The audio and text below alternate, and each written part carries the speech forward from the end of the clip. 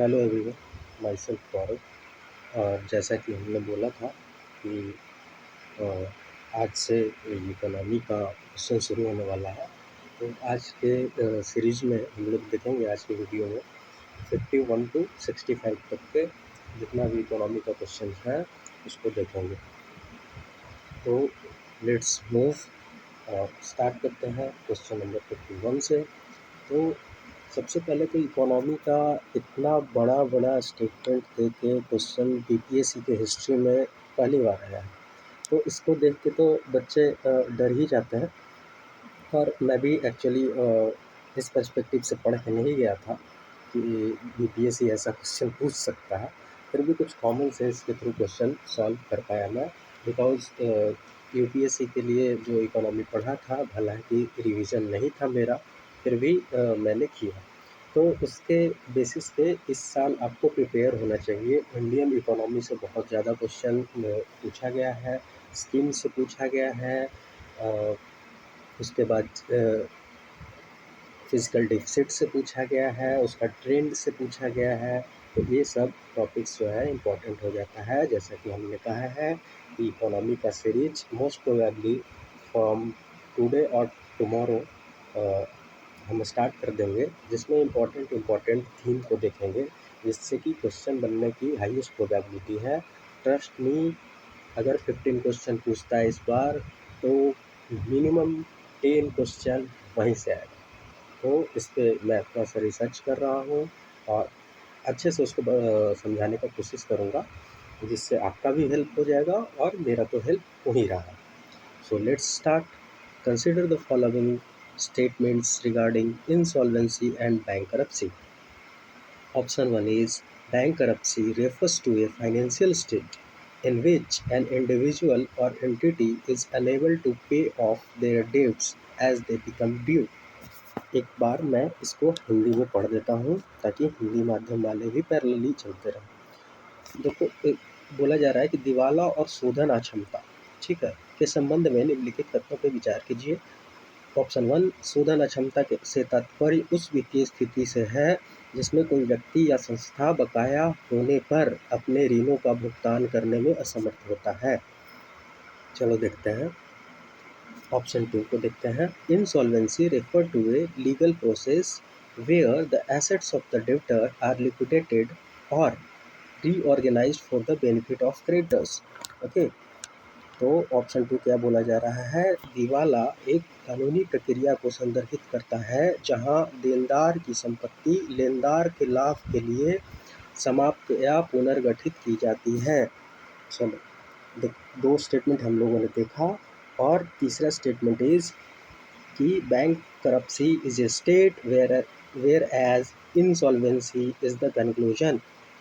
ठीक है। चौथा स्टेटमेंट बोला जा रहा है कि the insolvency and bankruptcy board of India IBBI is a regulatory body. जहाँ पे भी ऐसा चीज़ देखें, मैंने बताया है कि इसको अंडरलाइन करो। Regulatory body, statutory body, constitutional body, okay, वो body responsible for overseeing insolvency and bankruptcy proceedings. Okay, so let's see. तो मैं यहाँ पे देखो, मैं यही बताना चाह रहा हूँ कि अगर आप इस स्टेटमेंट को दो एक तरह का, मैं पहले भी बताया हूँ, दो एक तरह का स्टेटमेंट दिखे, this is this and this is this, तो उसमें जो है ना मैक्सिमम चांस होगा कि ये इंटरचेंज होगा। अब यहाँ पे देखो, इंसॉल्वेंसी रेफर्स से यहाँ ले आओ स्टेटमेंट को। Insolvency refers to a financial state in which an individual or entity is unable to pay off their debts as they become due। यही होगा इंसॉल्वेंसी, इसी को बोलते हैं। इंसॉल्वेंसी है, एक स्टेट है, फाइनेंशियल स्टेट है, ओके। और बैंक करप्सी को इधर मैच कर लो। Bankruptcy refers to a legal process where the assets of the debtor are liquidated or reorganized for the benefit of creditors। ठीक है, मैं इसको अच्छे से समझाऊंगा अभी। बैंक करप्सी जो इंसॉल्वेंसी एंड बैंक करप्सी कोड है मई 2016 का, उसमें क्या क्या बोला गया है और कैसे उसका प्रोसीडिंग्स होता है। देखो यहाँ पे भी दोनों को इंटरचेंज किया। फिर देखो तीसरा में हिंट दे रहा है, तीसरा स्टेटमेंट में बोल रहा है bankruptcy is a state भाई, और whereas insolvency is the conclusion. अब ये दोनों स्टेटमेंट में तो इंटरचेंज किया ही किया, तीसरा स्टेटमेंट में भी इन्होंने इंटरचेंज कर दिया, bankruptcy is the conclusion whereas insolvency is the state.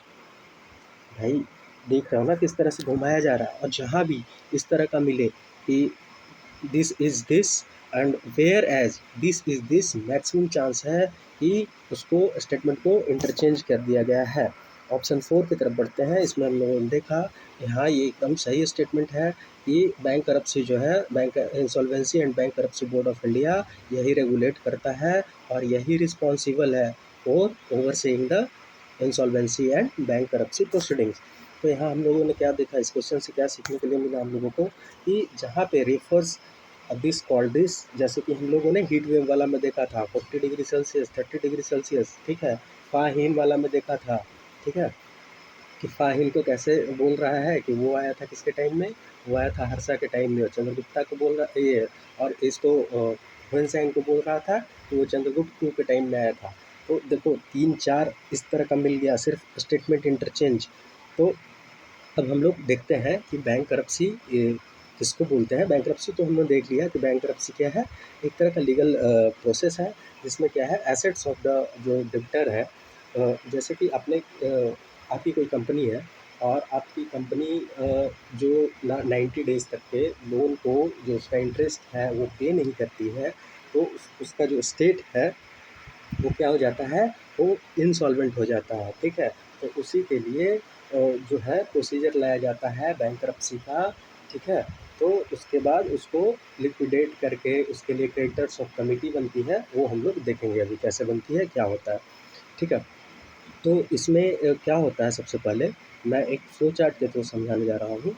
तो सबसे पहले क्या होगा, डिफ़ॉल्ट होगा, कोई कंपनी या इंडिविजुअल क्या होगा, डिफ़ॉल्ट करेगा, और डिफ़ॉल्ट करने के बाद डिफ़ॉल्ट क्या चीज़ का होगा, पेमेंट का, डिफ़ॉल्ट ऑन पेमेंट। तो सॉरी, डिफ़ॉल्ट ऑन पेमेंट होने के बाद इसके लिए एक इंसॉल्वेंसी रिजोल्यूशन, ठीक है, इंसॉल्वेंसी रिजोल्यूशन पास किया जाएगा। इंसॉल्वेंसी रिजोल्यूशन पास किया जाएगा किसके द्वारा, या तो क्रेडिटर के द्वारा या तो डेबिटर के द्वारा, ठीक है। लेकिन अगर क्रेडिटर करेगा तो क्रेडिटर को 10 डेज़ का डिमांड नोटिस देना होगा, 10 डेज़ का डिमांड नोटिस देना होगा, ठीक है। 10 डेज़ का डिमांड नोटिस देना होगा कहाँ, बिफोर अप्रोचिंग द एनसीएलटी, ठीक है। क्रेडिटर किसको देगा, डेबिटर को देगा कि भाई पैसा पे कर दो, नहीं तो हम जा रहे हैं एनसीएलटी की तरफ मूव कर रहे हैं। तो उसके बाद क्या होगा, 10 डेज़ देने के बाद उसके बाद acceptance of insolvency application by NCLT, accept करेगा, कौन एक्सेप्ट करेगा, एनसीएलटी, किसका, इंसॉल्वेंसी एप्लीकेशन को, ठीक है। इंसॉल्वेंसी एप्लीकेशन को कौन कौन करेगा एक्सेप्ट, एनसीएलटी करेगा। एनसीएलटी का full form is national company law tribunal, okay. तो एनसीएलटी एक्सेप्ट करेगा, उसके बाद एनसीएलटी क्या करेगा, एनसीएलटी अपॉइंट करेगा इंसॉल्वेंसी पर्सनल्स को, एनसीएलटी क्या करेगा, अपॉइंट्स करेगा इंसॉल्वेंसी पर्सनल को, ठीक है। After confirmation of IBBI, IBBI अभी हमने पढ़ा कि जो insolvency and bankruptcy board of India, उससे आईबीबीआई के अप्रूवल से करेगा, ठीक है। आईबीबीआई के अप्रूवल से क्या करेगा, अपॉइंट करेगा इंसॉल्वेंसी पर्सनल्स, इंसॉल्वेंसी प्रोफेशनल्स या पर्सनल जो भी बोल लो। तो वो उसको लिक्विडेट करने के लिए एक constitution of committee of creditor करेंगे। जो भी मान लो कि एक ही क्रेडिटर से कोई भी कंपनी है, तो एक ही क्रेडिटर उसको तो लोन नहीं दिया ना, बहुत सारे क्रेडिटर होंगे, तो उसमें बनेगा committee of creditor, committee of creditor, ठीक है। कमिटी ऑफ क्रेडिटर जो है रेजोल्यूशन प्लान जो है वो सबमिटेड करेंगे किसको,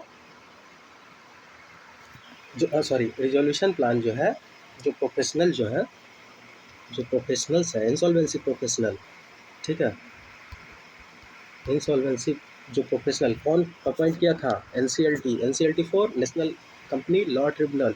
वो प्रोफेशनल्स जो हैं वो सीओसी को क्या देंगे, एक रिजोल्यूशन प्लान देंगे कि लो भैया ये रिजोल्यूशन प्लान है, ऐसे ऐसे कर लो। अगर वो रिजोल्यूशन प्लान को अप्रूव कर लिया जाता है 66% वोट से, ठीक है, by the 66% of vote by committee of creditors, ठीक है, तो उसी रेजोल्यूशन पे लिक्विडेशन होगा। अगर अगर उसको अप्रूव नहीं होता है तो उसका लिक्विडेशन, मतलब लिक्विडेशन किया जाएगा, ठीक है। मान लो कि 66 कुछ रिजोल्यूशन लेके आई जो प्रोफेशनल जो रिकमेंड किए थे उसके बेसिस पे, तो वो हो जाएगा, मतलब उसी रिजोल्यूशन के थ्रू होगा, और नहीं तो लिक्विडेशन किया जाएगा, ठीक है। लिक्विडेशन मतलब बेच दो उस कंपनी को, तो लिक्विडेट किया कर दिया जाएगा, उसके बाद जो पैसा मिलेगा उसको सब में बांट दिया जाएगा। तो 66% वोट इज़ मैंडेटरी। और ये 180 दिन का जो है 180 डेज का जो है वो 180 डेज तक के उसको के अंदर उसको रिजोल्यूशन को ये सॉल्व करना है, मतलब रिजोल्यूशन को लाना है, उसके बाद उसको लिक्विडेट करना है, या फिर जो भी रिजोल्यूशन में अडॉप्टेड किया गया है उसके थ्रू काम करना है। और उसके बाद 90 डेज तक के इसको एक्सटेंड किया जा सकता है, ठीक है। और अगर लीगल प्रोसेस इन्वॉल्व हो गई तो मैक्सिमम 330 डेज तक के टाइम दिया जा सकता है। तो एक बार हम लोग इसको क्विक रिवाइज कर लेते हैं, देख लेते हैं। सबसे पहले क्या होगा, डिफ़ॉल्ट ऑन पेमेंट होगा। उसके बाद क्या होगा, इंसॉल्वेंसी रिजोल्यूशन जो होगा या तो क्रेडिटर करेगा इनिशिएट, या तो कौन करेगा, डेबिटर करेगा, दोनों में से एक। अगर क्रेडिटर करेगा तो 10 दिन का उसको डिमांड नोटिस देना पड़ेगा, ठीक है, एनसीएलटी के पहुंचने के पहले। तो उसके बाद क्या होगा, एनसीएलटी जो है वो एक्सेप्टेंस ऑफ एप्लीकेशन करेगा, किसका, जो क्रेडिटर है उसका, ठीक है। उसके बाद क्या करेगा, एनसीएलटी अपॉइंट करेगा इंसॉल्वेंसी पर्सनल्स, ठीक है। और वो क्या करेगा, किसके कन्फर्मेशन के बाद, आईबीबीआई के कन्फर्मेशन के बाद इंसॉल्वेंसी पर्सनल को एनसीएलटी अपॉइंट करेगा। उसके बाद क्या बनाएगा, उसके बाद constitution of committee of creditors, ठीक है, वो बनेगा। उसके बाद जो रिजोल्यूशन प्लान प्रोफेशनल जो सबमिट करेंगे सीओसी को, कमिटी ऑफ क्रेडिटर को, अगर कमिटी ऑफ क्रेडिटर 66% वोट से उसको पास कर देता है तो वो रिजोल्यूशन अडॉप्टेड हो जाएगा, नहीं तो फिर लिक्विडेशन होगा, ठीक है, if resolution plan is not approved by COC.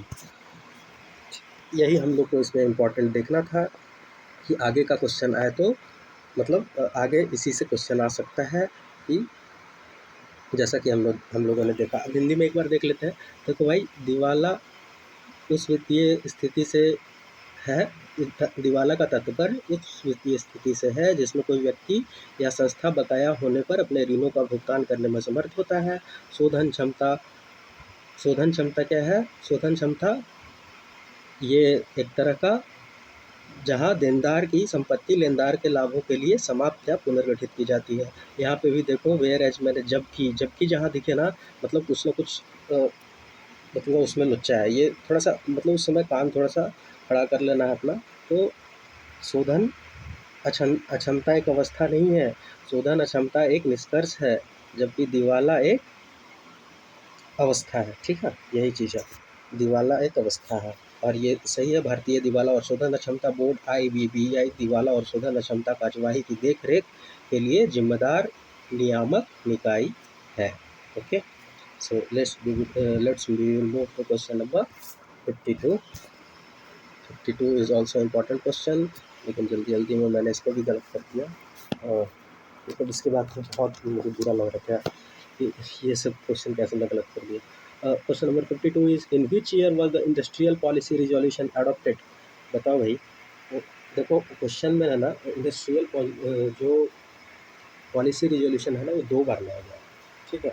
तो इसमें जो है एक ही ऑप्शन दिया हुआ है, दूसरा वाला ऑप्शन नहीं दिया हुआ है। फर्स्ट ऑप्शन, अगर ये ऑप्शन होता तो ये कन्फ्यूजिंग होता। तो पहला इंडस्ट्रियल रिजोल्यूशन जो है 1948 में लाया गया था, जबकि दूसरा वाला जो है वो 1956 में लाया गया था, ठीक है।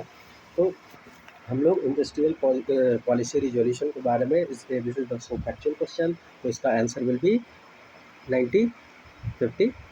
एक बार हिंदी के लिए देख लेते हैं, उसके बाद हम इसको एक्सप्लेन करेंगे। ओके, सो औद्योगिक नीति संकल्प किस वर्ष अपनाया गया। तो ये अपनाया गया 1956 में, एक मैंने बताया, पहला वाला 1948 में।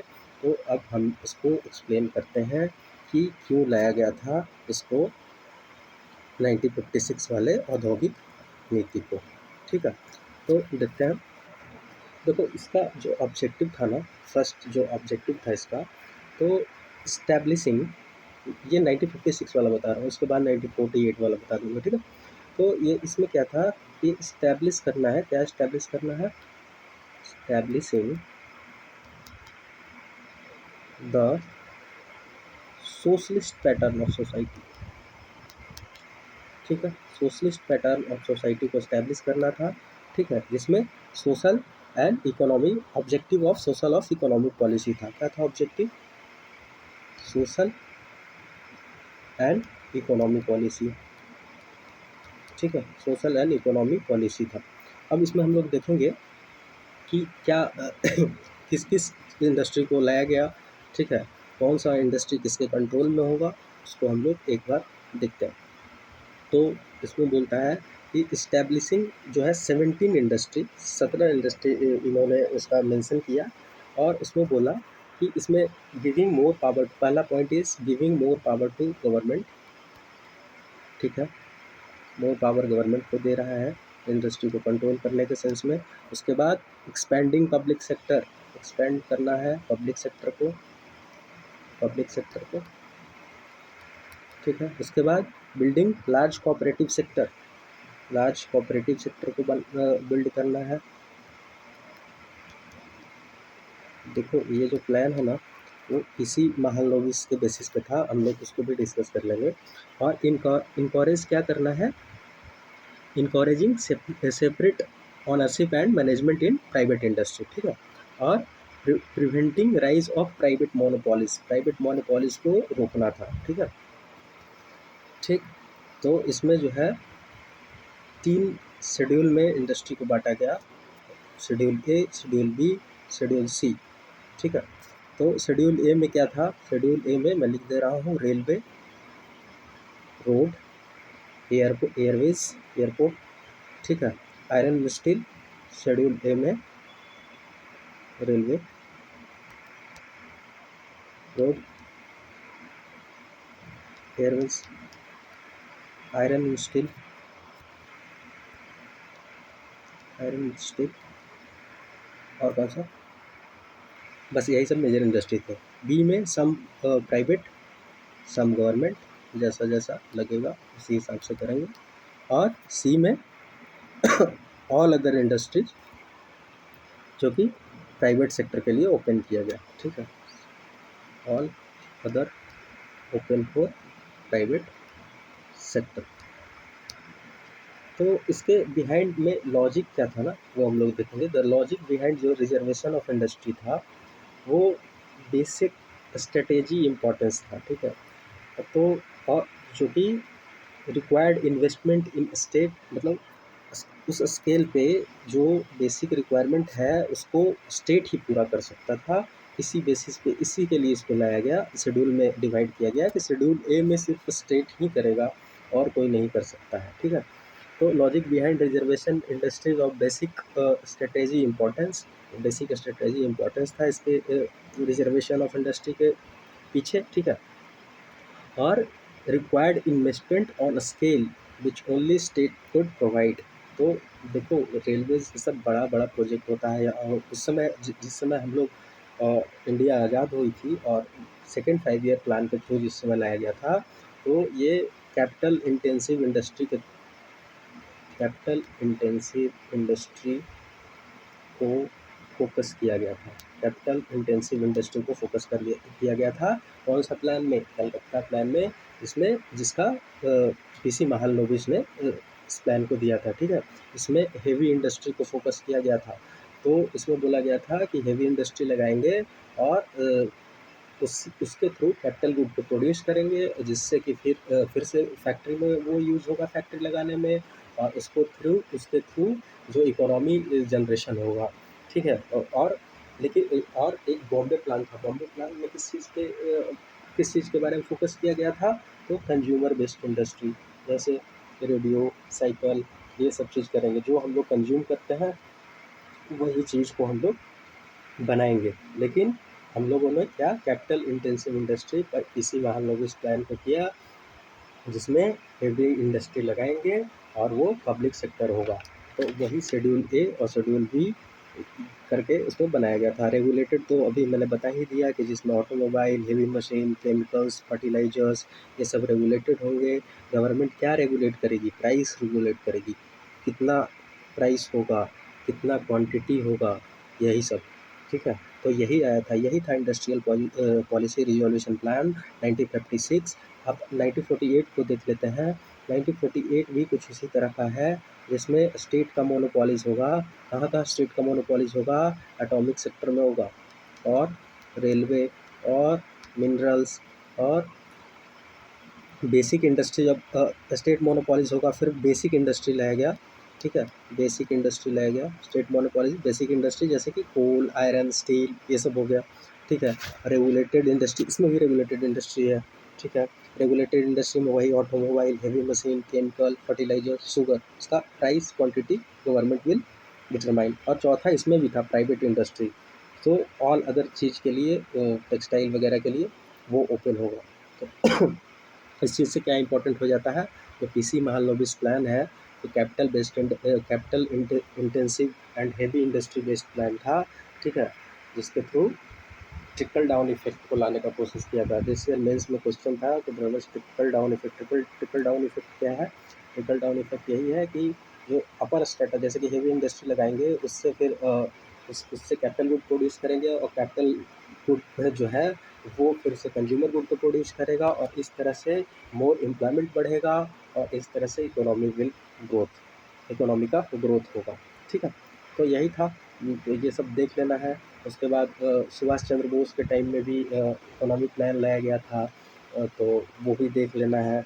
तो ये सब थोड़ा सा इस पर्सपेक्टिव से इम्पोर्टेंट हो जाता है, और 5 ईयर प्लान तो है ही इम्पोर्टेंट, तो उसको भी देख लेना।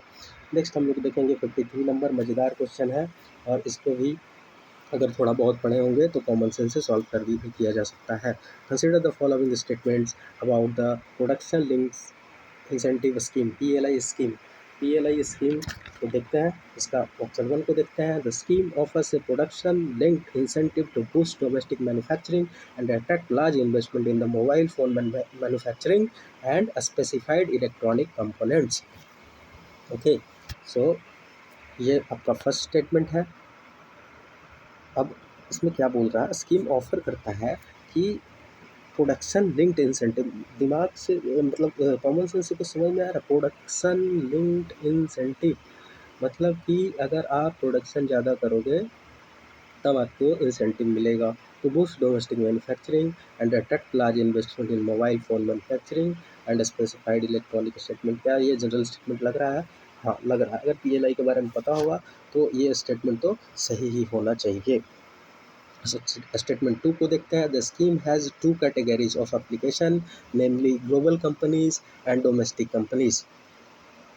चलिए इसको भी देखते हैं। इसमें और the scheme has 2 applicants of namely global company. अब बताओ यार, ग्लोबल कंपनी और डोमेस्टिक कंपनी, हमको यहाँ पे पहला स्टेटमेंट क्या बोल रहा है कि बूस्ट द डोमेस्टिक मैन्युफैक्चरिंग और attract large investment in the mobile manufacturing sector, और दूसरा तरफ बोल रहा है कि ग्लोबल कंपनी को हम माइक्रोसॉफ्ट यहाँ पे आके लगा दे, एप्पल ला के लगा दे, तो हम उसको क्यों देंगे भाई? तो दूसरा स्टेटमेंट पहला स्टेटमेंट के कुछ डेरोगेटरी हो रहा है। हाँ बिल्कुल हो रहा है, पहले पढ़ लेते हैं हम लोग स्टेटमेंट को, फिर देखो third statement. The scheme shall extend an average intensive of around 8% fixed data on net incremental sale over base year of goods manufactured in India and cover under the target segment to eligible company for a period of 6 years। Again data, कोई भी एक data को बदल दिया जाए तो statement गलत हो सकता है कि नहीं? हो सकता है कि नहीं? हो सकता है। और पहले मैंने क्या बताया है? खैर ये क्वेश्चन थोड़ा लंबा है, तो मैंने पहले बताया है कि पहले आप पढ़ोगे कि which of the following statement are incorrect. Incorrect इसीलिए बोल्ड में दिया जाता है, तो करेक्ट नहीं खोजना है, इनकरेक्ट खोजना है। ठीक है, तो क्वेश्चन स्टेटमेंट नंबर 3 देखा हमने, यहाँ पे जो है चांस है गलती होने का, क्योंकि डेटा दिया गया है। मैं बार बार बोलता हूँ, जहाँ डेटा दिखे there is lot of chance की वो statement can be wrong. Option 4 को देखते हैं। The The target segment under the PLI shall include laptops, tablets, all in one PCs, servers and ultra small form factor. Okay, इसमें से incorrect पूछने का incorrect पूछा जा रहा है हमसे, तो मैक्सिमम चांस है कि क्या स्टेटमेंट 3 इनकरेक्ट होगा। अगर कॉमन सेंस से चलो आपको कुछ नहीं आता है तो पहला स्टेटमेंट हमने बता दिया कि ये डोमेस्टिक नाम से ही, जैसे आपको पता है कि प्रोडक्शन लिंक्ड इंसेंटिव है, तो डोमेस्टिक मैन्युफैक्चरिंग को बूस्ट करने के लिए किया गया है, तो पहला स्टेटमेंट भी जनरल लग रहा है, तो ये सही होना चाहिए। तो हम लोगों को क्या क्या एक सही और एक गलत मिला, ठीक है। Option 1 is correct and option 3 is incorrect. तो ऑप्शन एक करेक्ट है, तो यहाँ पे 2 स्टेटमेंट तो हमारा गया, ठीक है, 2 स्टेटमेंट चला गया, that will B and D has gone, ठीक है। बच गया हम लोग के पास ए और सी, ठीक है। ए और सी में हमको पता चल रहा है कि स्टेटमेंट 2 जो है इनकरेक्ट है। ए क्यों गया, ये बी और डी क्यों गया, क्योंकि एक पहला स्टेटमेंट तो सही है, जनरल स्टेटमेंट लग रहा है और वो सही है, और ये भी है ना, जो टारगेट सेगमेंट अंडर द ये target segment under the PLI shall include this, ये इसमें there are 13 sunrise sector, sorry 13 sunrise sector, और इसमें जो है ना एक जनरल टर्म है mobile and special electronic component, तो उसमें ये सब आ जाएगा। तो ये भी कहीं ना कहीं सही लग रहा है, और हमको क्या बोला जा रहा है, इनकरेक्ट ढूंढने के लिए। तो जब एक सही है और उसके साथ क्या सही है, 4 सही है, तो ये स्टेटमेंट भी गया। खैर मैं 50-50 पे था, तो कम से कम 50-50 पे तो आप पहुँच ही सकते हो। अब जब आपको ये पता चल गया कि यहाँ पे जो है, देखो ये कैसे डेरोगेटरी पता चलेगा कि यहाँ पे बूस्ट डोमेस्टिक मैन्युफैक्चरिंग बोल रहा है, यहाँ पे क्या बोल रहा है, ग्लोबल कंपनी को भी देंगे, तो ये स्टेटमेंट सरासर गलत है। और क्या आंसर हो जाता है हमारा, 2 एंड 3 इज़ इनकरेक्ट। देखो मैंने दिखाया ना, ये 8% नहीं है, ये 4 to 6% है, ठीक है, ये 4 to 6% है। अभी हम लोग देखेंगे इसको क्या है। तो 4 to 6% का इंटेंसिव का प्रोविज़न है। अब क्या इंसेंटिव होता है, कैसे होता है, ये हम लोग इसका जो है पोस्टमार्टम करने वाले हैं। ओके, नेक्स्ट सी क्या होता है PLI स्कीम। टू क्रिएट, ध्यान से सुनना, to create national manufacturing champions and generate employment, ठीक है, एंड एक्सपोर्ट अपॉर्चुनिटीज़। क्या क्या है, to create national manufacturing champion, national manufacturing champion को बनाना है, और जनरेट करना है एम्प्लॉयमेंट को, और एक्सपोर्ट अपॉर्चुनिटीज़ को बढ़ाना है, ठीक है।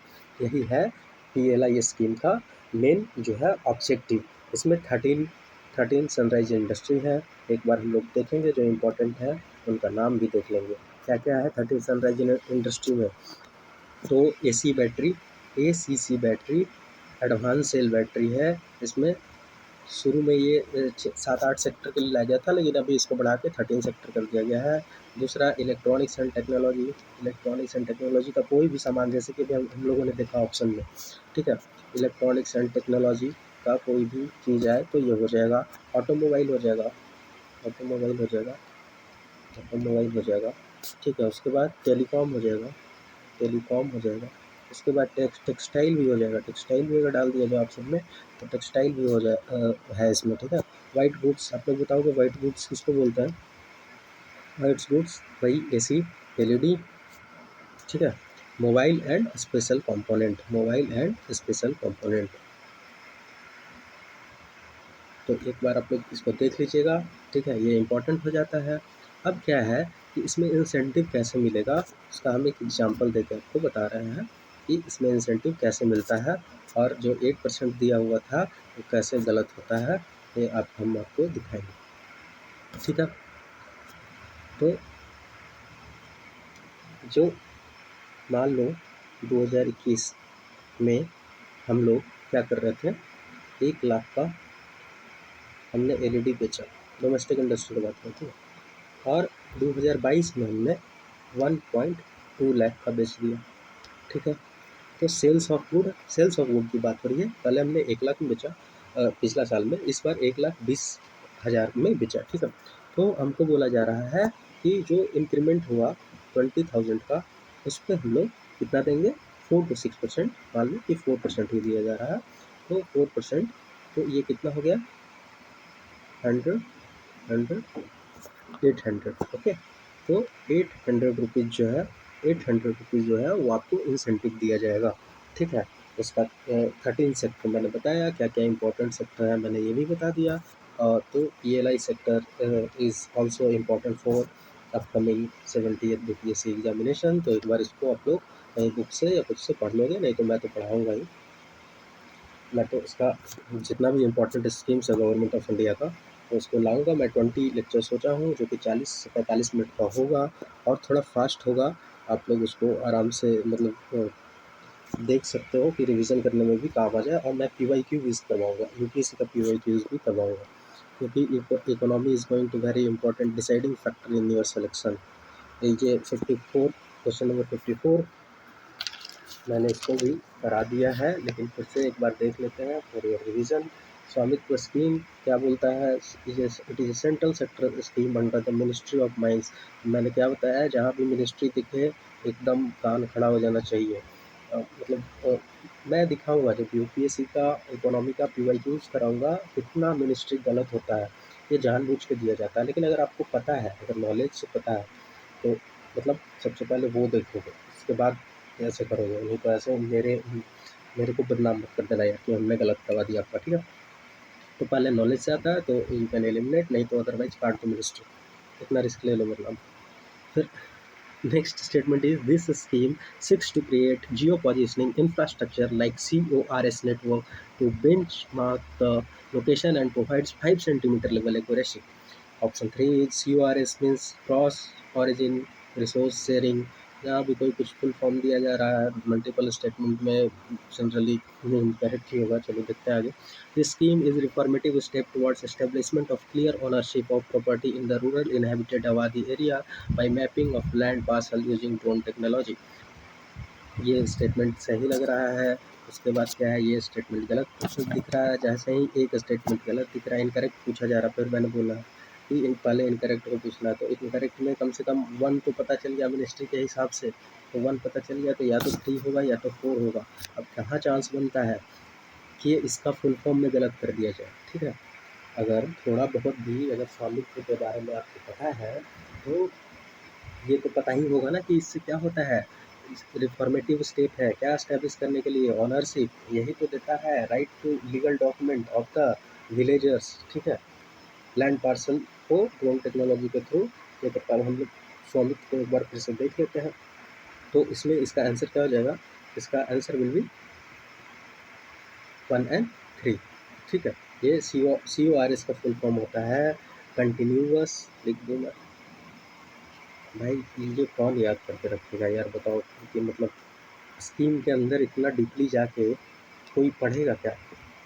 Continuous operating reference reference station, ये CORS का मीनिंग यही होता है लिटरली कि क्रॉस ऑरिजिन रिसोर्स शेयरिंग। लेकिन इस स्कीम में इसका नाम इसका कंटिन्यूअस ऑपरेटिंग रेफरेंस स्टेशन। इसमें क्या होता है ना कि ग्राउंड कंट्रोल पॉइंट बनाया जाता है, और उसी ग्राउंड कंट्रोलिंग पॉइंट के थ्रू जो भी है कि कंटिन्यूअस ऑपरेटिंग रेफरेंस स्टेशन को कनेक्ट किया जाता है। ठीक है, ग्राउंड कंट्रोल पॉइंट के थ्रू। ठीक है, जिससे कि सर्वे करने में हेल्प होता है, एक सेंट्रल पॉइंट बना के और सबको कंट्रोल कर सकते हैं। ठीक है, ग्राउंड कंट्रोल पॉइंट से। तो उसमें CORS का यूज होता है, कंटिन्यूअस ऑपरेटिंग रेफरेंस स्टेशन का। तो यही CORS का जो यहाँ पे है गलत दिया गया था। तो 1 and 3 आर इनकरेक्ट। अब हम लोग स्वामित्व के बारे में जल्दी से देख लेते हैं कि इसका फुल फॉर्म क्या है। अगर फुल फॉर्म पता होगा ना तो ये क्वेश्चन करके ले जाओगे यार। मैं फिर से एक बार पढ़ दे रहा हूँ कि क्या होता है। बता दे रहा हूँ कि स्वामित्व का फुल फॉर्म क्या होता है। इसका full form is survey of villages, survey of villages and mapping through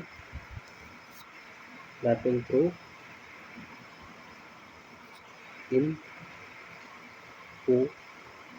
vice technology such as drone technology in village और आबादी, विलेज आबादी एरिया। यही है स्वामित्व का फुल फॉर्म। अब स्वामित्व मतलब किसी को उसका ज़मीन का स्वामित्व प्रदान करना, तो नाम से ही समझे यही है स्वामित्व का मतलब। तो उसमें क्या है ना, ये सेंट्रल सेक्टर स्कीम था और मिनिस्ट्री ऑफ पंचायती राज, जैसा कि हमने बताया था, will be nodal agency to implement and department of panchayati raj. देखो स्टेट में ना डिपार्टमेंट ऑफ पंचायती राज नहीं होता है, ऐसा मिनिस्ट्री होता है सेंट्रल गवर्नमेंट के लिए। तो department of panchayati Raj will be implementing body, ठीक है। 6.62 लाख विलेजेस का मैपिंग करना था। 2020 से 2024 तक का टेन्योर था इसका, ठीक है। प्राइम मिनिस्टर इसको लॉन्च किए थे, सेंट्रल सेक्टर स्कीम था, मैंने बता ही दिया। और aims to provide rural people with right to legal document, यही इसका। तो इस हिसाब से क्या इंपॉर्टेंट हो जाता है, इस हिसाब से जितना भी स्कीम है, सेंट्रल सेक्टर स्कीम हो गया, सेंट्रल स्पॉन्सर्ड स्कीम हो गया, ये इंपॉर्टेंट हो जाता है। चलो now we will move to next question. देखो हिंदी माध्यम वाले के लिए एक बार पढ़ देते हैं। स्वामित्व योजना के संबंध में निम्नलिखित कथनों पर विचार कीजिए। यह खान मंत्रालय के दायरे में कार्यरत है? नहीं, खान मंत्रालय के कार्यरत नहीं है। जहाँ भी मंत्रालय देखो भाई, थोड़ा सा चांस बन जाता है वहाँ पे गलती होने का, ठीक है। तो यह योजना COS नेटवर्क के थ्रू जियो पॉजिटिव इंफ्रास्ट्रक्चर को 5 सेंटीमीटर तक की सटीकता प्रदान करने की योग्य मानक को प्रयास कर रही है। हाँ सही। CORS का मतलब क्रॉस ओरिजिन रिसोर्स शेयरिंग है? नहीं। CORS क्या होता है? Continuous operating reference station. देखो भाई हिंदी माध्यम वाले, इसको क्रॉस ओरिजिन रिसोर्स शेयरिंग को तो हिंदी में नहीं दिया है ना। CORS का मतलब वही है, कंटिन्यूअस ऑपरेटिंग रेफरेंस स्टेशन। चलो ये इंपॉर्टेंट नहीं है, ये तो पूछेगा नहीं कि CORS का फुल फॉर्म पूछेगा तो, लेकिन रिपीट करने का चांस बनता है क्योंकि BPSC 4-5 क्वेश्चन PYQ भी रिपीट कर देती है।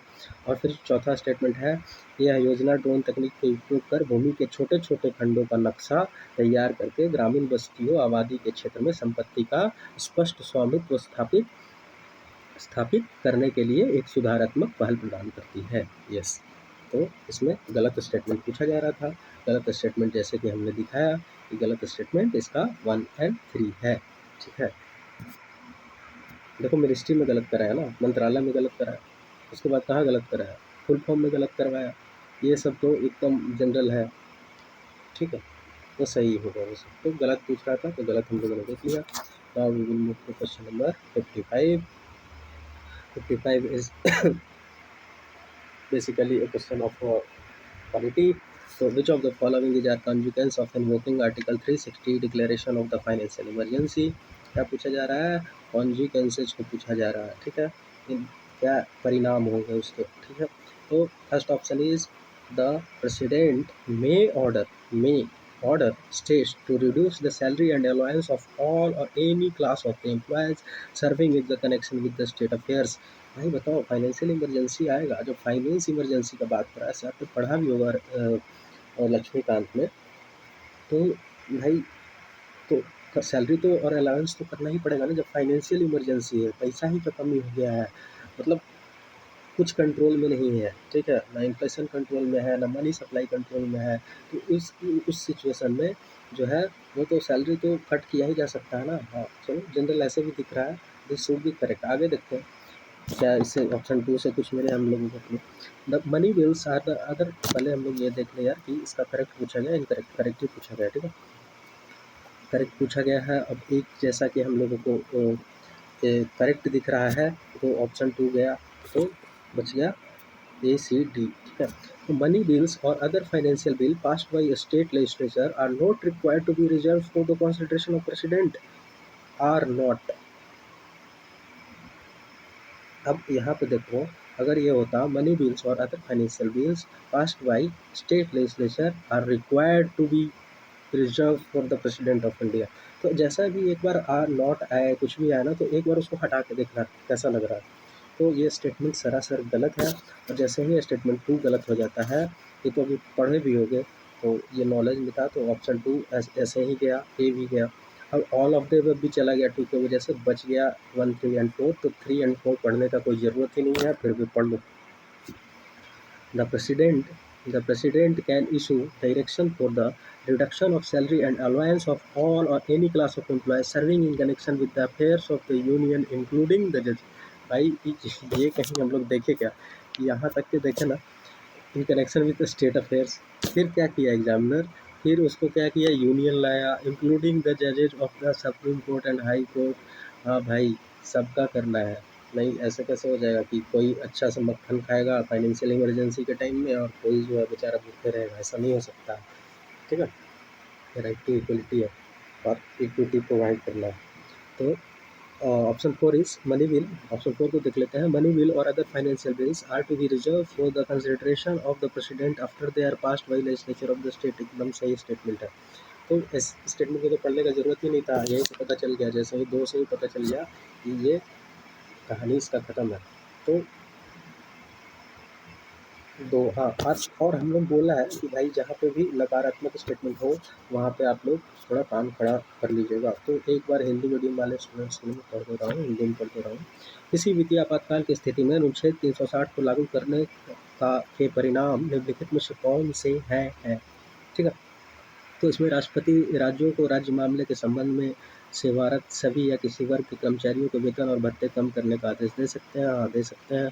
ऑप्शन 2, ये राज्य विधानसभा द्वारा पारित धन विधेयक अन्य विधेयक को राष्ट्रपति के विचारार्थ आरक्षित रखने के लिए आवश्यकता नहीं है।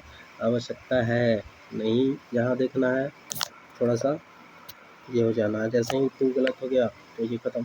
अब उपयुक्त भी खत्म। तो एक ही पूछ रहा था आपसे, इसमें एग्जामिनर जानने का कोशिश कर रहा है कि है कि नहीं है, ये बताओ भाई। तो राष्ट्रपति उच्च न्यायालय और न्यायालय के सभी जजों संघ के सब सेवारत सभी किसी कर्मचारियों के वेतन और भत्ते को कम करने का आदेश दे सकते हैं। दे सकते हैं। राज्य विधानमंडल द्वारा पारित होने के बाद धन विधेयक का अन्य वित्तीय विधेयक राष्ट्रपति के विचारार्थ आरक्षित रखी जाएगी। रखी जाएगी। एक स्टेटमेंट पूछ रहा था कि बताओ भाई, राज्य विधानमंडल द्वारा पारित धन विधेयक को, खाली स्टेटमेंट एक टाइम पास कर रहे थे ताकि स्टूडेंट का टाइम बर्बाद हो और कुछ नहीं। तो क्वेश्चन नंबर 56 की तरफ मूव करते हैं हम लोग। विच of the following factors could potentially contribute to stagflation in the Indian economy। अब स्टेटमेंट को पढ़ते हैं। Higher inflation pressure due to the increased government spending. देखो, हालांकि क्वेश्चन मेरा गलत हो गया है, लेकिन इस मतलब थोड़ा सा अगर कॉमन सेंस हो ना तो इस क्वेश्चन को करके ले जाना चाहिए था मुझे, लेकिन मेरा कॉमन सेंस हम घर में छोड़ के आए थे, शायद इसीलिए गलत हो गया। तो high inflation pressure due to increase government spending. देखो, इन्फ्लेशन पहले होता क्या है ये हम लोग को देख लेना चाहिए। ठीक है, तो ये ऐसा मैं क्वेश्चन पहले पढ़ दूँ या पहले मैं क्वेश्चन को देख लेता हूँ। पहले मैं डिस्कस कर देता हूँ इन्फ्लेशन के बारे में क्या होता है, उसके बाद इस क्वेश्चन को आराम से देखेंगे। ठीक है, इसमें थोड़ा सा नॉलेज लगेगा, नॉलेज नहीं होगा तो क्वेश्चन आराम से, इकोनॉमी का क्वेश्चन में थोड़ा सा नॉलेज का ज़रूरत पड़ता है। तो इन्फ्लेशन क्या होता है, ध्यान से सुनना। The rate at which general level of price of goods and services rises and subsequently purchasing powers fall. मतलब गुड और जनरल लेवल ऑफ प्राइस है प्रीवियस ईयर के कंपैरिजन में या प्रीवियस मंथ के कंपैरिजन में प्राइस का लेवल गुड्स एंड सर्विसेज का बढ़ रहा है, और साथ में ही जो सामान को खरीदने का जो पावर है वो फॉल हो रहा है, वो प्राइस लेवल बढ़ रहा है। ठीक है, और जो परचेजिंग पावर है वो घट रहा है। ठीक है, तो मान लो पहले प्याज था 20 रुपये किलो। ठीक है, तो परचेजिंग पावर हम 5 किलो प्याज खरीद रहे थे। ठीक है, लेकिन जैसे ही प्याज हो गया 100 रुपये किलो, 100 रुपये किलो हो गया प्याज। ठीक है, तो हम कितना खरीद रहे हैं, 1 kg। परचेजिंग पावर हम मेरा घटा, बिल्कुल घटा यार। या आधा किलो खरीद रहे हैं तो परचेजिंग पावर घट गया। तो ये देखते हैं, ये होता है इन्फ्लेशन। इन्फ्लेशन को देखो, 3 तरह का इन्फ्लेशन होता है। सबसे पहले तो पहले लो इन्फ्लेशन सिंगल डिजिट में होगा, जैसे कि अभी हम लोग का क्या बैंड है 4 to 6% इन्फ्लेशन का। ठीक है, ये लो इन्फ्लेशन हो गया। एक हो गया गैलोपिंग इन्फ्लेशन। इसको हम लोग इकोनॉमी के सीरीज में ऐसे देखेंगे ही, लेकिन थोड़ा सा देख लेते हैं। गैलोपिंग इन्फ्लेशन मतलब ना, गैलोप में क्या होता है, जैसे घोड़ा जंप मारता है ना, उसको गैलोप बोलता है। ठीक है, तो गैलोपिंग इन्फ्लेशन ये 2 और 3 डिजिट में हो गया, जैसे 20, 30, 100 ऐसे। तो सोचो कितना इन्फ्लेशन हो गया, 20%, 30% का सीधे एकदम 100 से 120 हो जा रहा है। ठीक है, तो बहुत ज़्यादा हो गया। फिर third is the hyper inflation. Hyper में क्या होता है ना, इसमें तो और मतलब 5000%, 10,000% ऐसे करके पड़ता है, 20,000, 1,00,000%। तो इस ऐसे में क्या होगा, ऐसे में तो मतलब इसको हाइपर इन्फ्लेशन बोलेंगे, ठीक है। उसके बाद क्या होता है, एक डिमांड पुल इन्फ्लेशन होता है, एक कॉस्ट पुश इन्फ्लेशन होता है। डिमांड पुल इन्फ्लेशन में क्या होता है कि जब एग्रीगेट डिमांड में जो फोर सेक्टर्स ऑफ इकोनॉमी है, जैसे कि house hold sector, four sectors of economy पता है ना, हाउस होल्ड, प्राइवेट और गवर्नमेंट और एक्सटर्नल, ओके। तो इस इनके वजह से अगर एग्रीगेट डिमांड में, ठीक है, एग्रीगेट डिमांड में बढ़ोतरी है कि डिमांड बढ़ रहा है, तो उस केस में जो है उसको डिमांड पुल इन्फ्लेशन बोलते हैं। अब डिमांड कब बढ़ेगा, मतलब कि बहुत पैसा हो गया, ठीक है, मनी ज़्यादा है, मनी ज़्यादा और सामान गुड्स का सप्लाई कम या कांस्टेंट, ठीक है, तभी तो तभी तो डिमांड पुल इन्फ्लेशन होगा। तो इसके ये किसके कारण हो सकता है कि मनी सप्लाई अगर ज़्यादा है, गवर्नमेंट जो है टैक्स को रिड्यूस कर रही है, ठीक है, और उसके कारण मार्केट में पैसा ज़्यादा है, तो डिमांड पुल इन्फ्लेशन। अब एक कॉस्ट पुश इन्फ्लेशन होता है। अगर मान लो कि जो भी रॉ मटेरियल है, ठीक है, रॉ मटेरियल का प्राइस जो है, और मान लो कि कोई भी फैक्टर्स, जैसे कि फोर फैक्टर्स ऑफ प्रोडक्शन क्या है, लैंड, लेबर, नेचुरल रिसोर्सेज और एंटरप्रेन्योर एंटरप्रेन्योर है। तो ये चारों, अब सबको कुछ ना कुछ चाहिए। लैंड को क्या चाहिए, रेंट चाहिए। लेबर को क्या चाहिए, वेजेस चाहिए, ठीक है। और क्या चाहिए, कैपिटल को क्या चाहिए, सॉरी यहाँ पे लैंड तो लिखी है, लैंड तो नेचुरल रिसोर्सेज हो जाएगा, लैंड एंड जो भी है रॉ मटेरियल। और लैंड, लेबर, कैपिटल, कैपिटल को क्या चाहिए, कैपिटल को चाहिए इंटरेस्ट। और एंटरप्रेन्योर क्या लेगा, फ़ायदा लेगा, ठीक है। तो ये सब के बेसिस पे अगर इसमें मतलब ये ज़्यादा बढ़ोतरी हो जाए या रॉ मटेरियल में ज़्यादा बढ़ोतरी हो जाए, तो उसको कॉस्ट पुश इन्फ्लेशन बोलते हैं, मतलब कॉस्ट ऑफ द प्रोडक्शन बढ़ गया है, ठीक है। और फिर क्या हो जाता है, एक एक हो जाता है एक हो जाता है डिफ्लेशन। डिफ्लेशन को भी देख लेते हैं हम लोग। डिफ्लेशन क्या है कि प्राइस ऑफ द गुड में कमी आ गया। मान लो पहले 100 रुपये का ब्रेड का पैकेट मिल रहा था, अभी उसका 80 रुपये हो गया, फिर 60 रुपये हो गया, ठीक है। तो जनरली जो है वो प्राइस में डिफरेंस, प्राइस में जो है कमी हो गया। एक होता है डिसइन्फ्लेशन, प्राइस में हो गया तो डिफ्लेशन। और डिसइन्फ्लेशन मतलब डिस लगा हुआ है ना, तो मतलब डिसइन्फ्लेशन मतलब rate rate of inflation, rate of inflation में कमी हो। जैसे कि पहले पहले इन्फ्लेशन कितना था, 10% था, 10% से घट के कितना हो गया, 10% से घट के मान लो कि 9% हो गया, 9% से कितना हो गया, सीधे 4%, 4% से कितना हो गया, 2%। इसको बोलते हैं हम लोग डिसइन्फ्लेशन। रेट ऑफ इन्फ्लेशन जहाँ पे कमी है उसको डिसइन्फ्लेशन बोलते हैं। और एक होता है दैट इज स्टैगफ्लेशन। स्टैगफ्लेशन में क्या होता है, स्टैगफ्लेशन में high level of inflation, inflation high level होता है, और उसके साथ क्या होगा, अनएम्प्लॉयमेंट होगा, वो भी हाई, ठीक है। जनरली एक फिलिप कर्व होता है, मैं उसको समझाऊंगा। हाई लेवल ऑफ अनएम्प्लॉयमेंट होता है। तो स्टैगफ्लेशन का मेनली जो ये है ना, देखो स्टैगनेंट क्या होगा, स्टैगनेंट है इकोनॉमी, स्टैगनेंट इकोनॉमी और साथ में इन्फ्लेशन, इसी को बोलते हैं स्टैगफ्लेशन। अब इतना जब नॉलेज हो गया तो हम लोग क्वेश्चन को सॉल्व करने का कोशिश करते हैं, ठीक है। Option 1 is high inflationary pressure due to increase government spending. हाँ भाई, हाई स्पेंडिंग अगर होगा गवर्नमेंट का, तो मान लो कि सब्सिडी ज़्यादा दे रही है गवर्नमेंट, ठीक है, तो हाई इन्फ्लेशनरी प्रेशर उसके थ्रू हो सकता है। अभी हम लोग देखा ना कि high inflationary pressure with high unemployment. दूसरा ऑप्शन इज कि decline in the industrial production and sluggish economic growth. अब हम लोगों ने ये देखा था कि डिक्लाइन इन इंडस्ट्रियल प्रोडक्शन कैसे, अगर कॉस्ट पुश इन्फ्लेशन था उससे कुछ है, और लेकिन साथ में ये स्लगिश इकोनॉमिक ग्रोथ दे रहा है, तो ये भी स्टैगफ्लेशन ही होगा, ये भी स्टैगफ्लेशन को लीड करेगा, कंट्रीब्यूट करेगा, ठीक है। उसके बाद क्या है कि decrease in aggregate demand and consumer spending. हाँ, अगर डिमांड अभी हम लोगों ने क्या देखा था, डिमांड टू इन्फ्लेशन में डिमांड जो है वो बढ़ जा रहा था, ठीक है, डिमांड है जो है वो बढ़ जा रहा था, लेकिन यहाँ पे क्या बोल रहा है कि डिक्रीज इन एग्रीगेट डिमांड और कंज्यूमर का स्पेंडिंग, तो ये भी जो है वो लीड करेगा स्टैग इन्फ्लेशन को। मतलब कि इससे क्या होगा, अगर एग्रीगेट डिमांड में कमी हो जाएगा तो इकोनॉमिक ग्रोथ तो कम ही होगा ना, इकोनॉमिक ग्रोथ तो कम ही होगा। पहला वाला हम बोल रहा है कि sluggish economic growth, decline in industrial production, तो decline in aggregate demand and consumer spending ये भी होगा। तो फोर्थ स्टेटमेंट जो है ना वो मज़ेदार है, इसमें क्या बोल रहा है, appreciation of the domestic currency leading to reduction of export competitiveness. ये तो अब पता है, देखो मैं बता दे रहा हूँ। मान लो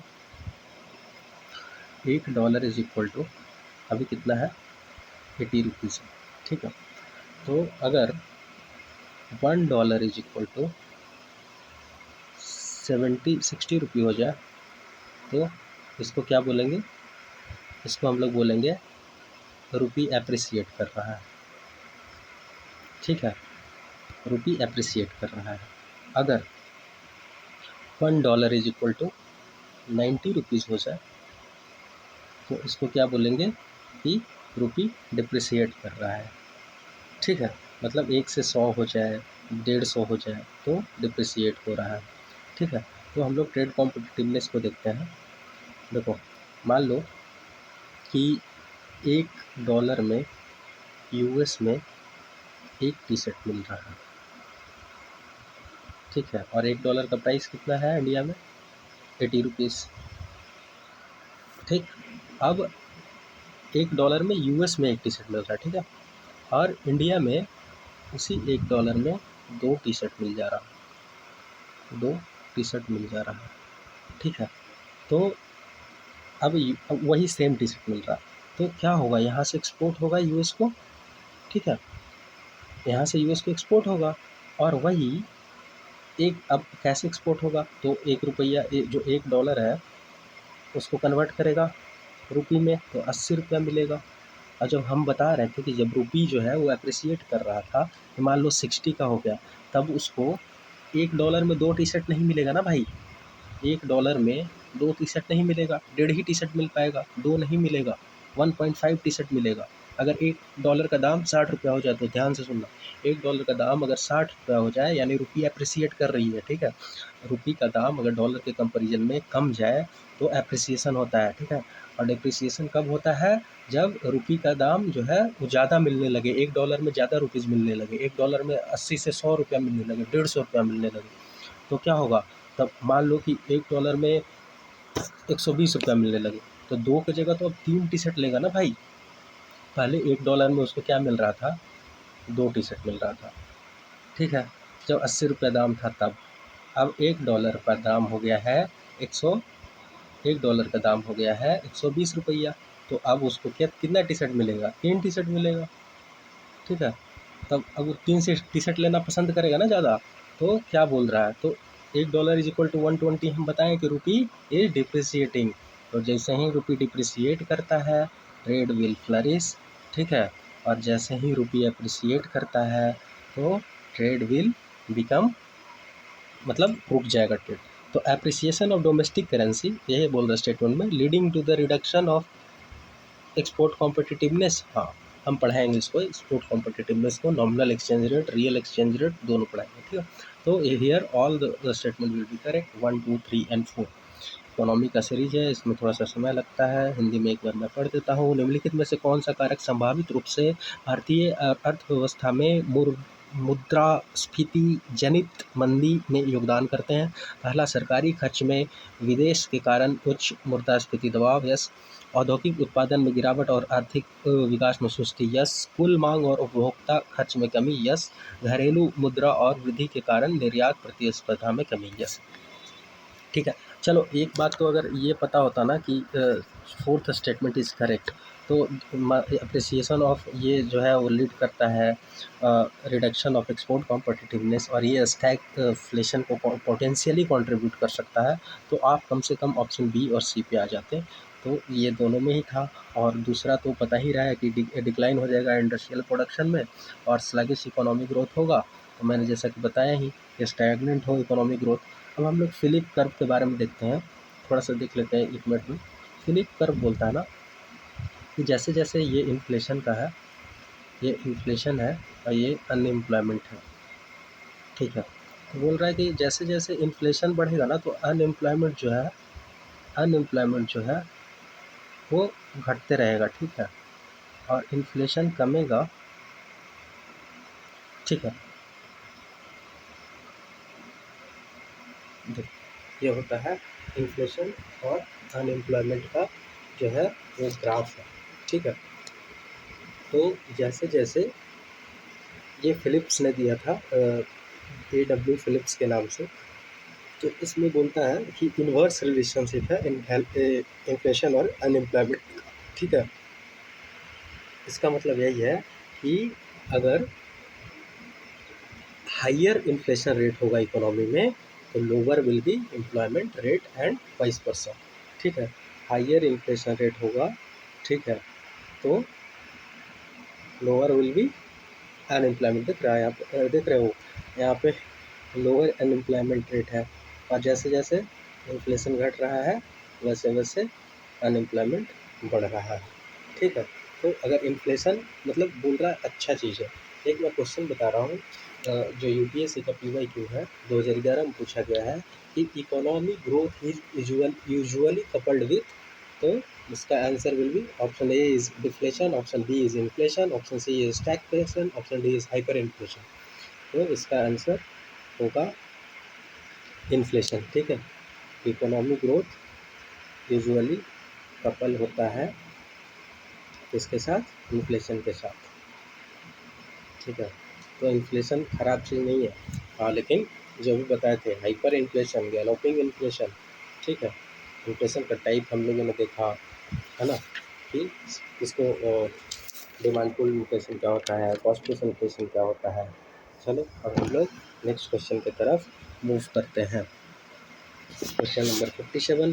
question number 57 is what,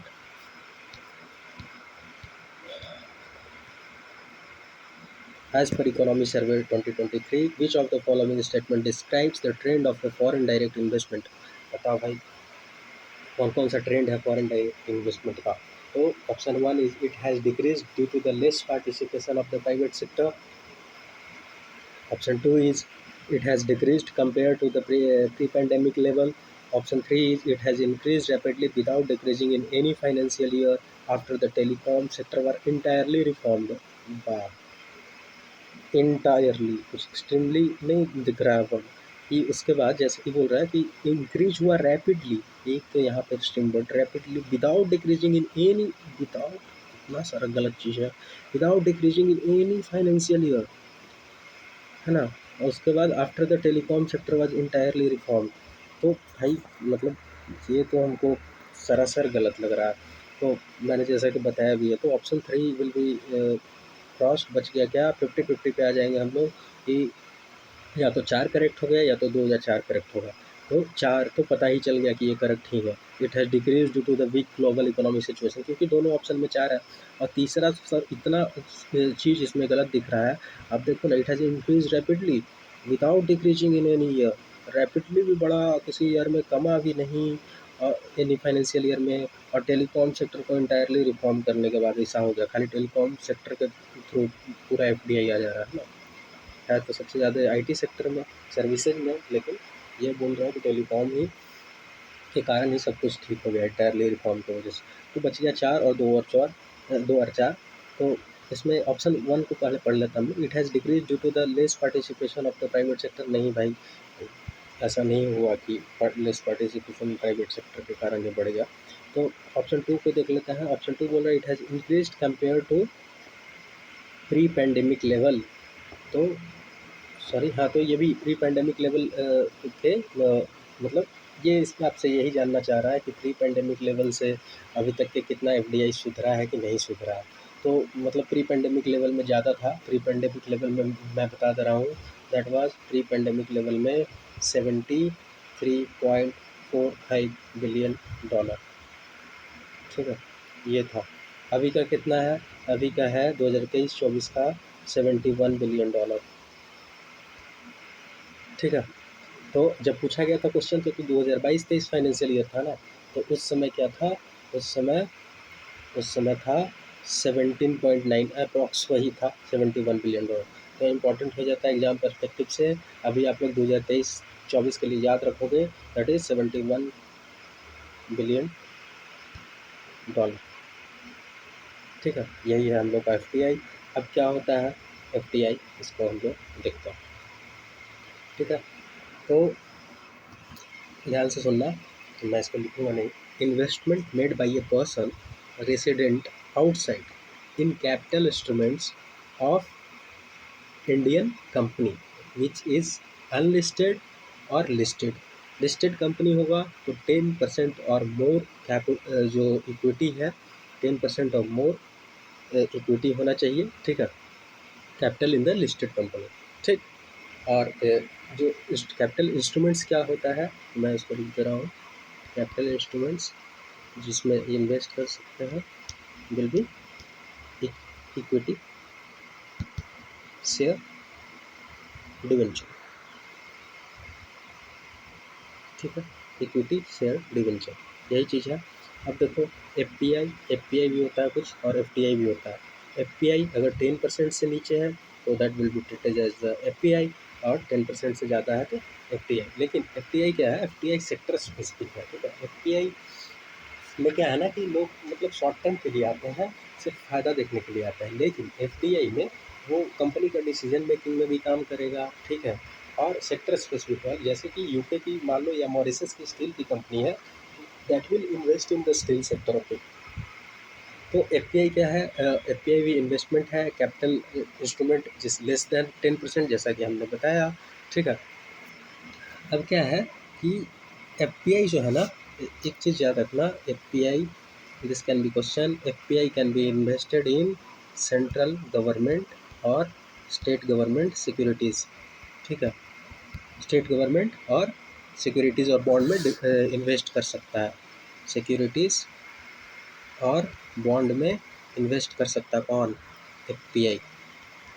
FPI जो पोर्टफोलियो इन्वेस्टर है वो इन्वेस्ट कर सकता है, और उसको डेब्ट की तरह ट्रीट करेंगे। किस तरह से? डेब्ट की तरह ट्रीट होगा वो FPI securities, government security. Question कर देगा कि FPI portfolio investor can invest in government securities, central government security और स्टेट गवर्नमेंट सिक्योरिटीज़ और नॉट, तो आंसर विल बी यस करेगा।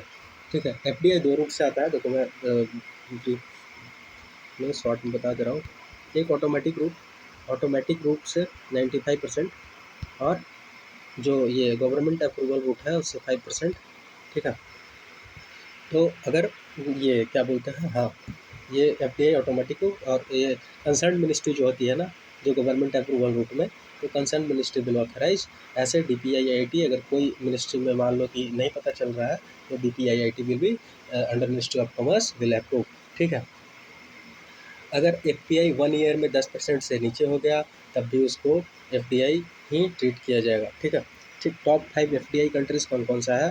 First is Mauritius, Mauritius Mauritius उसके बाद सिंगापुर, सिंगापुर उसके बाद सिंगापुर के बाद मॉरिशस 26%, सिंगापुर 23%।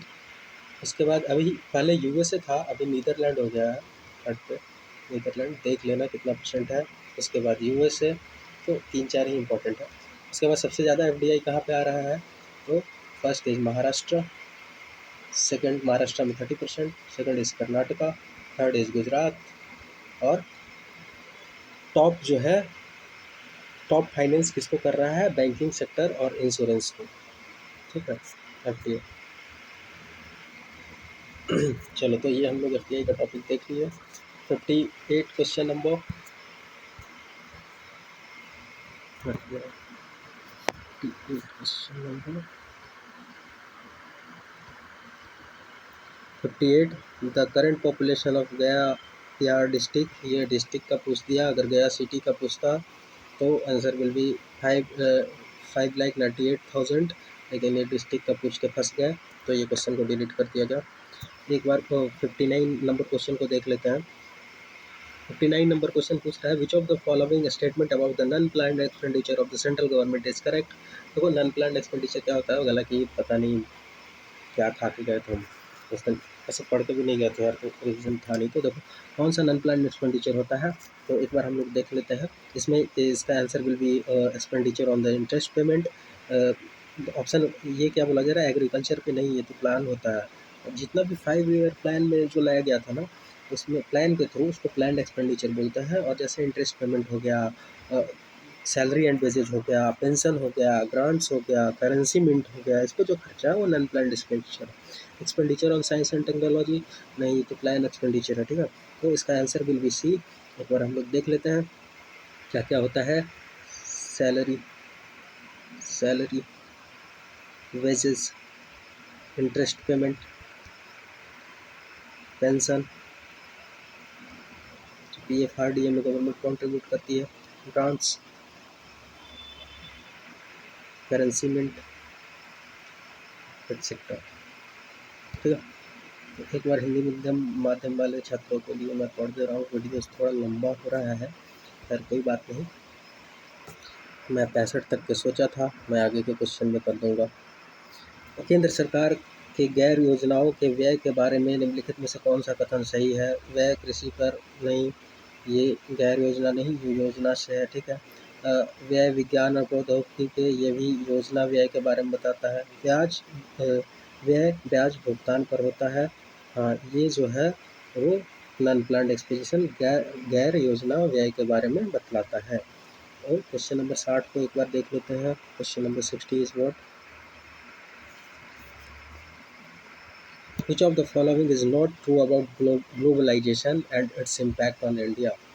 अब ग्लोबलाइजेशन में क्या इसका जो इम्पैक्ट है वो उस पर नहीं पूछा जा रहा।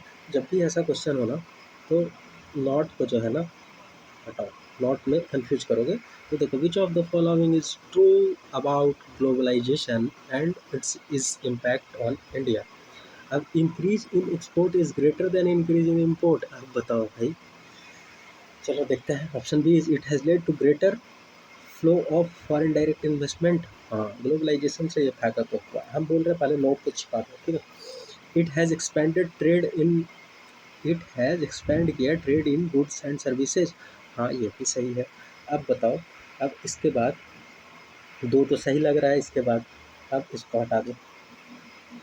अब दो सही है तो एक ही बच गया ना यार। It it increase in export is greater than increase in import, आज तक तो हो नहीं पाया, तो ग्लोबलाइजेशन से ही कैसे हो जाए। अभी हम लोग ज़्यादा इम्पोर्ट ही करते हैं, ठीक है, एक्सपोर्ट से ज़्यादा। और सबसे ज़्यादा आप लोग बताओगे ट्रेड डिफिसिट किसके साथ है, मैं बता दे रहा हूँ चाइना के साथ है। और सबसे ज़्यादा ट्रेड सरप्लस किसके साथ है, डिफिसिट है चाइना के साथ और सरप्लस है USA के साथ, ठीक है। चलो 61 तक के कर ले, या नेक्स्ट लेक्चर में पूरा करवा देता हूँ। 61 इज़ मज़ेदार क्वेश्चन, मैं उसमें दिखाऊंगा कि कैसे डेटा फैक्ट्स वहाँ पे भी गलत किया जा रहा है। देखो देखो जैसे कि इस स्टेटमेंट में ना, देखो जब भी 2-3 स्टेटमेंट होना तो उसमें जिसमें डेटा फैक्ट्स दिया गया हो, तो एक स्टेटमेंट जो है ना, उसमें एक स्टेटमेंट जो है वो मतलब सही होगा, बाकी 2 स्टेटमेंट गलत होगा। जैसे इसमें कि कौन सा स्टेटमेंट गलत है, ये स्टेटमेंट सही है, ठीक है।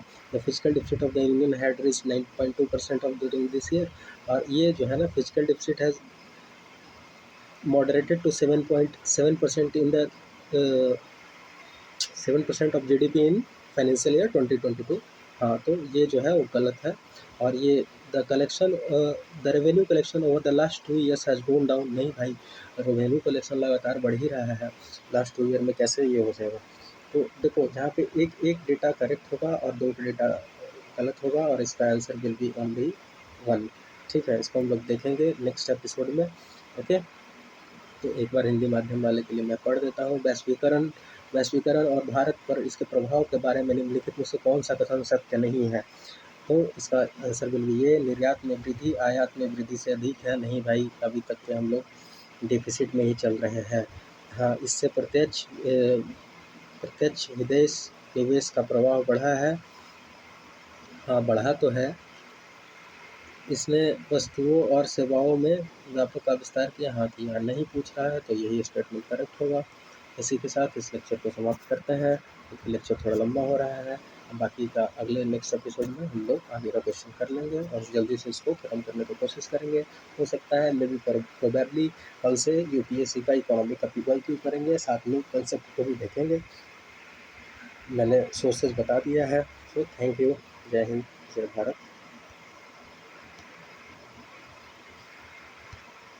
देखो यार, लंबा स्टेटमेंट देख के डरना नहीं है। ओके, हम लोग कर लेंगे अच्छे से। Okay, thank you.